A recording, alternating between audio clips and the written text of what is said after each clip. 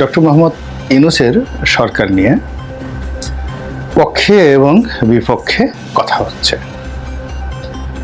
এবং এটিকে আমি ইতিবাচক অর্থে দেখি যে এটাই রাজনীতি এবং এটাই ডক্টর ইউনূসের সফলতা। তাকে নিয়ে যদি আলোচনাই না হয় তাহলে তার গুরুত্ব কিসের? তাকে নিয়ে যদি মানুষের কোনো আগ্রহ না থাকে তাহলে তিনি সফল হতে পারবেন না। তো কাজেই তাকে নিয়ে ইতিবাচক হোক নেতিবাচক, আলটিমেটলি যে আলোচনাই হচ্ছে সব আলোচনা শেষ পর্যন্ত তার পক্ষে যাবে।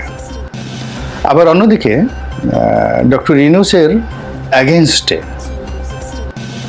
এখনো পর্যন্ত আওয়ামী লীগকে নিয়ে মানুষ আলোচনা করছে। আওয়ামী লীগের কে হলো, কে ধরা পড়লো, কে ধরা পড়বে, কে কোথায় আছে, শেখ হাসিনার অবস্থা কি, শেখ পরিবারের অবস্থা কি, এই বিষয়গুলো নিয়ে আলোচনা হচ্ছে। এবং সেই আলোচনার মধ্যে শেখ হাসিনার শাসন বনাম ডক্টর ইউনূসের শাসন, এই দুটো আসছে। আর এর ফাঁকে ফাঁকে জামাত এবং বিএনপির কথা যেভাবে আসছে, এটি আপাতত ঠিক ওইভাবে খুব ইতিবাচক যে কিছু একটা, যে না শেখ হাসিনার পরিবর্তে ইউনূস আসছে, ইউনূসের পরিবর্তে জামাত আসবে, বা ইউনূসের পরিবর্তে বিএনপি আসবে, এবং আসার পরে রাতারাতি দেশের অবস্থা খুব ভালো হয়ে যাবে, বিএনপি ক্ষমতা আসলে খুব ভালো করতে পারবে, জামাত ক্ষমতা আসলে খুব ভালো করতে পারবে, এই জিনিসগুলো ইতিবাচক আলোচনার পরিবর্তে নেতিবাচক আলোচনা হচ্ছে। কি নেতিবাচক আলোচনা হচ্ছে? সারা বাংলাদেশে মাজার ভাঙচুর করা হচ্ছে, ইসলামপন্থীদের যে দাপট এটি বেড়ে গেছে। তারপরে বিএনপির নাম করে যে সকল দখল চাঁদাবাজির খবরাখবর আসছে পত্রপত্রিকাতে, এটি নিয়ে আর যাই হোক না কেন বিএনপি এবং জামাত স্বস্তিতে নেই। তো কাজেই তাদেরকে নিয়ে আলোচনা না করে এই মুহূর্তে যেটা আলোচনা, ডক্টর মোহাম্মদ ইউনূস ভার্সেস আওয়ামী লীগ। এই মুহূর্তে ডক্টর মোহাম্মদ ইউনূসের সামনে সবচেয়ে বড় বড় কতগুলো প্রবলেম। এক নম্বর প্রবলেম হলো আইন শৃঙ্খলা কোনো অবস্থাতেই কর্তৃপক্ষের বা রাষ্ট্রের নিয়ন্ত্রণে নেই। ডক্টর মোহাম্মদ ইউনূসকে নিয়ে খুব যাকে বলা হয় প্রচার চলছে, ইতিবাচক প্রচার, কিন্তু এটা বোগাস।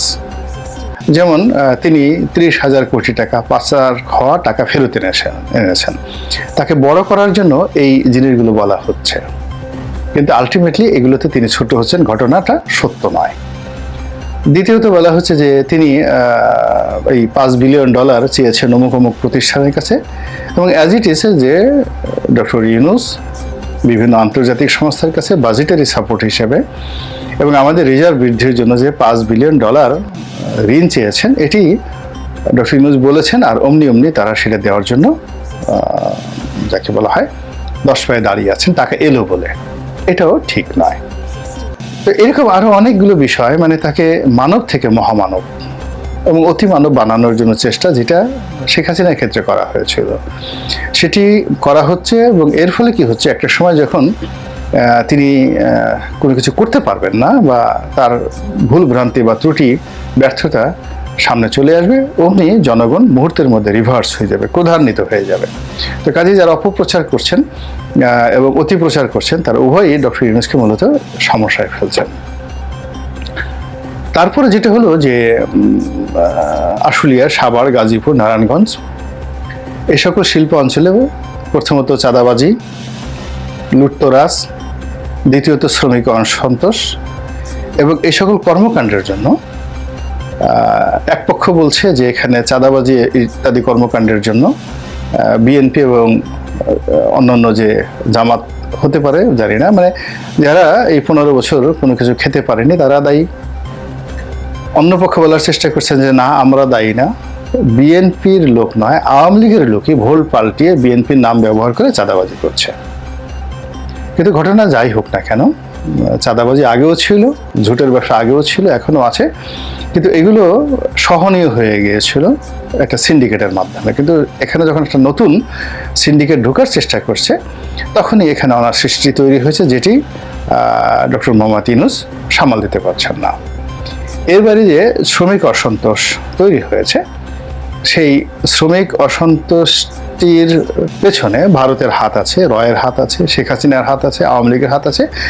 এই ধরনের প্রচার যতই করা হচ্ছে, মূলত আওয়ামী লীগ সম্পর্কে মানুষের আতঙ্ক বাড়ছে যে এই বুঝি তারা আবার ফিরে এলো। তারা যদি এখনই এই কয়দিন আগে পালিয়ে গেল, আর ইতিমধ্যে যদি তারা ক্ষমতা সঞ্চয় করে তারা যদি পুরো রাষ্ট্রযন্ত্রকে অচল করে দিতে পারেন, অস্থির করে দিতে পারেন, রাষ্ট্রযন্ত্রকে যদি অসহায় করে ফেলতে পারেন, তাহলে নিঃসন্দেহে তারা তো অনেক ক্ষমতাধর, যে কোনো সময় তারা ফিরে আসতে পারে।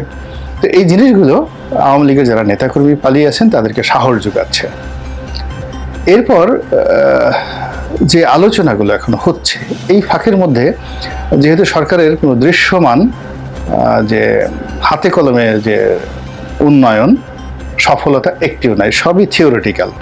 যেমন ডক্টর ইউনূস দুটো ভাষণ দিয়েছেন এবং সর্বশেষ ভাষণে তিনি অনেক বিষয় সংস্কার করার জন্য তিনি 6টি কমিটি গঠন করার কথা বলেছেন।